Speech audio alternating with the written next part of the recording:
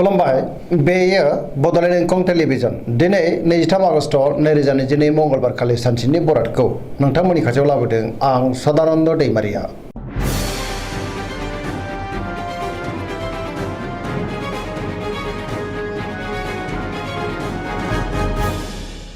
सिगां फरायनो लादों मेष राशि गिबि हांखो अ ल दिनैनि साना जोबोर मोजां बहाबा दावबायनो एबा हान्थिनो खाबु मोननोबो हागौ मोजाङै हान्थिनोबो हागोन मावनो लानाय खामानिखौबो थि समावनो आरो गोरलैयैनो मावफुंनोबो हागोन गोसोखौ दिनै जोबोर गोजोननाय मोनगोन देहायाबो मोजाङै थागोन अब्लाबो नाथाय जानाय लोंनायाव सांग्रां जानांगोन बहानिफ्रायबा मोजां खौरां फैनोबो हागौ रांखावरियाव दिनै जोबोर मोजां गोबां धोन आरजिनोबो हागोन आयाबो बांगोन बेफार फालांगियाव दिनै जोबोर मोजां होनजायो सोरबा लोगोनिफ्राय थोजासे हेफाजाबबो मोननो हागोन न'खराव अननानै फैगोन बिमा बिफानि अननाय आरो बोरखौ मोनगोन गुबुनजों मोजां सोमोन्दो लाखिनोबो रोंगोन आरो बिसोरनि गोसोखौ बोनोबो हागोन गोसोनि बोलोआबो बांगोन समाजाव मान मोनगोन लाइमोनफ्रा मोजां खौरां मोननो हागौ गोसोआबो दिनै जोबोर रमान्टिक जागोन पजिटिभ एनार्जिनि गोहोमबो गोग्लैगोन फरायसाफ्रा दिनै फरायनायाव गोसो दुंखांगोन आरो मोजां फिथाइ मोनगोन सरासनस्रायै दिनैनि साना जोबोर मोजां आरो मोजाङैनो बारग'लांगोन।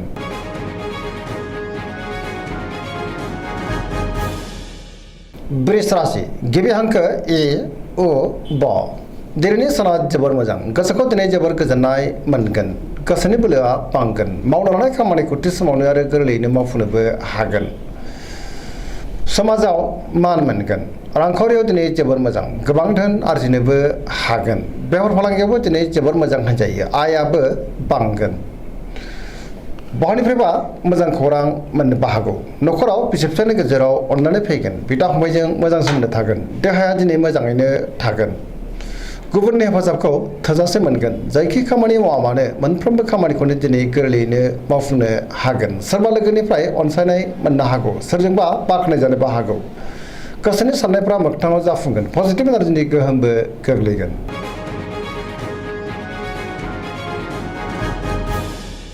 मिथुन राशि गिबि हांखो क स दिनैनि साना जोबोर मोजां पजिटिभ एनार्जिनि गोहोम गोग्लैगोन मोनफ्रोमबो बिथिङाव जाफुंसारगोन गियाननि आंखाल जानाय नङा गोथों आरो गोग्गो साननो रोंगोन पजिटिभ साननो रोंगोन गोसोखौ दिनै जोबोर गोजोननायबो मोनगोन गोसोआ जोबोर रमान्टिक जागोन लाइमोनफ्रा गावबा गावनि गोसोनि साननायखौ फोरमायलायनोबो हागोन देहायाबो दिनै मोजाङैनो थागोन रांखावरियाव जोबोर मोजां बेफार फालांगियावबो जोबोर मोजां होनजायो न'खरावबो दिनै अनलायनाय फैगोन समाजाव मान मोनगोन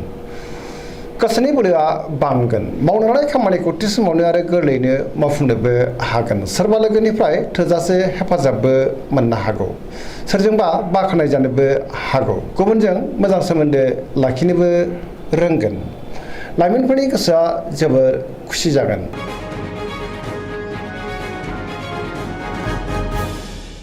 कर्कट राशि गिबि हांखो ड ह दिनैनि साना जोबोर मोजां गोसोखौ दिनै जोबोर गोजोननाय मोनगोन सोरबा लोगोजों बाख्नाय जानो हागौ गियाननि आंखाल जानाय नङा गोसोनि साननायफ्रा दिनै मोगथाङाव जाफुंगोन गोसोआव पजिटिभ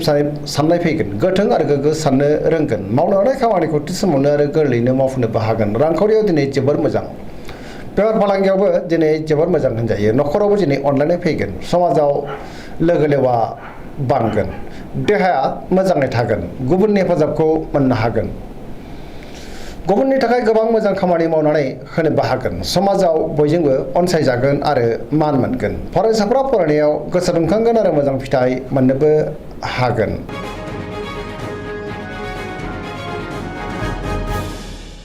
सिंह राशि गिबि हांखो म ट दिनैनि साना जोबोर मोजां गोसोआव पजिटिभ साननाय फैगोन गोथों आरो गोग्गो साननो रोंगोन मावनो लानाय खामानिखौ थि समावनो आरो गोरलैयैनो मावफुंनोबो हागोन सोरबा लोगोनिफ्राय थोजासे हेफाजाबबो मोननो हागौ समाजाव लोगो लेवा बांगोन बहाबा दावबायहैनो एबा हान्थिनो खाबुबो मोननो हागौ रांखावरियाव दिनै जोबोर मोजां अब्लाबो नाथाय खरसायाबो बांगोन मोननो गोनांफोरखौबो दिनै मोननो हागोन बेफार फालांगियावबो दिनै जोबोर मोजां मुलाम्फा मोनगोन सोरजोंबा बाख्नाय जानो हागौ गोसोनि साननायखौ दिनै गुबुननो फोरमायनोबो हागोन न'खरावबो अननानै फैगोन गुबुननि थाखाय मोजां खामानि मावनानै होनो हागोन देहाया दिनै मोजाङैनो थागोन अब्लाबो नाथाय जानाय लोंनायाव सांग्रां जानांगोन गुबुननिफ्राय मोजां खौरां मोननोबो हागौ गोसोआ दिनै जोबोर रमान्टिक जागोन लाइमोनफ्रा गावबा गावनि गोसोनि साननायखौ फोरमायलायनोबो हागोन।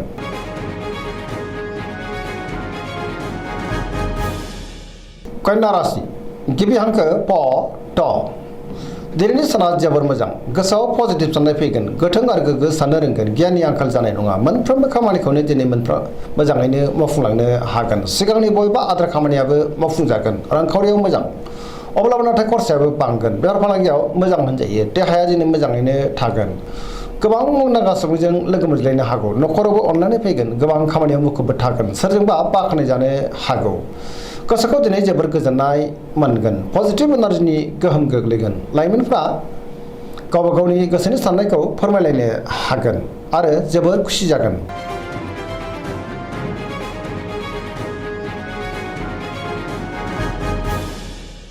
तुला राशि गिबि हांखो र ट दिनैनि साना जोबोर मोजां गोबां रोखोमनि जेंनाफोरखौ दिनै सुस्रांनो हागोन सिगांनि बबेबा जेंनाया सुस्रांजागोन गियाननि आंखाल जानाय नङा गोसोनि बोलोआ बांगोन गोसोनि साननायखौ दिनै गुबुननो फोरमायनो हागोन मावनो लानाय खामानिखौ थि समावनो आरो गोरलैयैनो मावफुंनोबो हागोन देहाया मोजाङै थागोन रांखावरियाव दिनै जोबोर मोजां मोननो गोनांफोरखौ मोननो हागोन न'खराव बिसि फिसायनि गेजेराव अननानै फैगोन बिदा फंबायजों मोजां सोमोन्दो थागोन समाजाव मान मोनगोन बेफार फालांगियाव दिनै जोबोर मोजां मुलाम्फा मोननो हागौ गुबुननि गोसोखौ दिनै गोरलैयैनो बोनो हागोन लोगोफोरनि हेफाजाबखौबो मोनगोन गोदान थांखि लानो रोंगोन सेंग्रा सिख्लाफोरनि गोसोआ दिनै जोबोर रमान्टिक जागोन आरो गावबा गावनि गोसोनि साननायखौ फोरमायलायनोबो हागोन पजिटिभ एनार्जिनि गोहोमबो गोग्लैगोन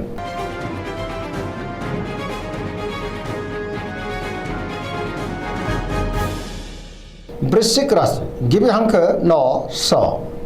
दिनैनि साना जोबोर मोजां पजिटिभ एनार्जिनि गोहोम गोग्लैगोन गोसोआव गोग्गो आरो गोथों साननाय फैगोन समाजाव लोगो लेवा बांगोन सोरबा गोजाम लोगोजों बहाबा लोगो मोनज्लायनोबो हागौ गोसोआव गोग्गो आरो गोथों साननाय फैगोन मावनो लानाय खामानिखौ थि समावनो आरो गोरलैयैनो मावफुंनोबो हागोन बहानिफ्रायबा मोजां खौरां मोनगोन गुबुननिफ्राय थोजासे हेफाजाबबो मोननो हागौ गोसोनि साननायफोरा दिनै मोगथाङाव जाफुंगोन गोसोनि बोलोआबो बांगोन समाजाव बयजोंबो अनसायजागोन न'खराव बिसि फिसायनि गेजेराव अननानै फैगोन बिदा फंबायजों मोजां सोमोन्दो थागोन रांखावरियावबो दिनै जोबोर मोजां अब्लाबो नाथाय खरसायाबो बांगोन बेफार फालांगियाव दिनै जोबोर मोजां मुलाम्फा मोनगोन गुबुननि हेफाजाबखौ थोजासे मोननो हागौ फरायसाफ्रा दिनै फरायनायाव गोसो दुंखांगोन आरो मोजां फिथाइ मोनगोन सेंग्रा सिख्लाफ्रा गावबा गावनि गोसोनि साननायखौ फोरमायलायनो हागोन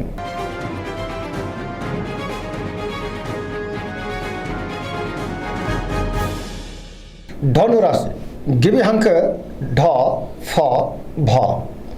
दिनैनि साना जोबोर मोजां गोसोआव बोलो बांगोन मावनो लानाय खामानिखौ थि समावनो आरो गोरलैयैनो मावफुंनोबो हागोन माबा नङा माबा मोनसे मोजां खौरां फैनोबो हागौ गोसोनि साननायफ्रा दिनै मोगथाङाव जाफुंगोन रांखावरियाव जोबोर मोजां गोबां धोन मोननो हागोन बेफार फालांगियाव दिनै जोबोर मोजां होनजायो आयआ बांगोन समाजावबो मान मोननो हागोन बहाबा हान्थिनो एबा दावबायनो खाबुबो मोननो हागौ देहाया दिनै मोजाङै थागोन न'खराव बिसि फिसायनि गेजेराव अननानै फैगोन बिदा फंबायनिफ्राय थोजासे हेफाजाबखौ मोननो हागोन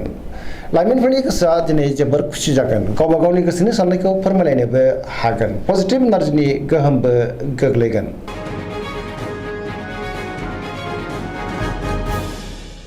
मकर राशि गिबि हांखो ख ज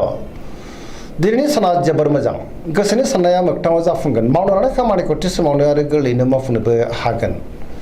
रांखावरियाव जोबोर मोजां अब्लाबो नाथाय खरसायाबो बांगोन मोननो गोनांखौबो दिनै मोननो हागोन बेफार फालांगियाव जोबोर मोजां मुलाम्फा मोनगोन गुबुनजों मोजां सोमोन्दो लाखिनोबो रोंगोन मोनफ्रोमबो खामानिखौ गोरलैयैनो मावफुंलांनो हागोन सिगांनि बबेबा आद्रा खामानियाबो दिनै मावफुंजागोन गोदान खामानियाव आखाइ होजेननो हागोन न'खराव अननानै फैगोन बिदा फंबायनिफ्राय हेफाजाबखौ मोननो हागोन लाइमोनफ्रा गावबा गावनि गोसोनि साननायखौ फोरमायलायनो हागोन आरो गोसोआ दिनै जोबोर खुसिबो जागोन फरायसाफ्रा फरायनायाव गोसो दुंखांगोन आरो मोजां फिथाइ मोनगोन पजिटिभ एनार्जिनि गोहोमबो गोग्लैगोन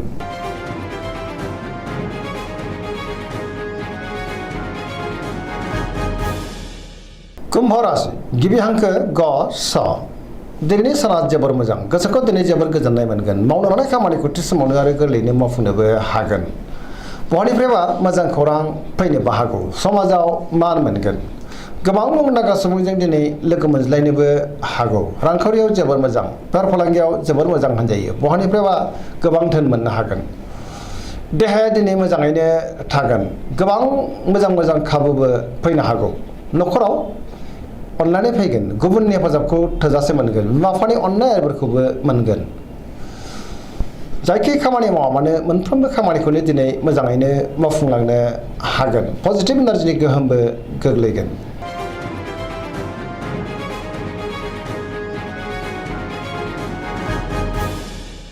मीन राशि गिबि हांखो ड स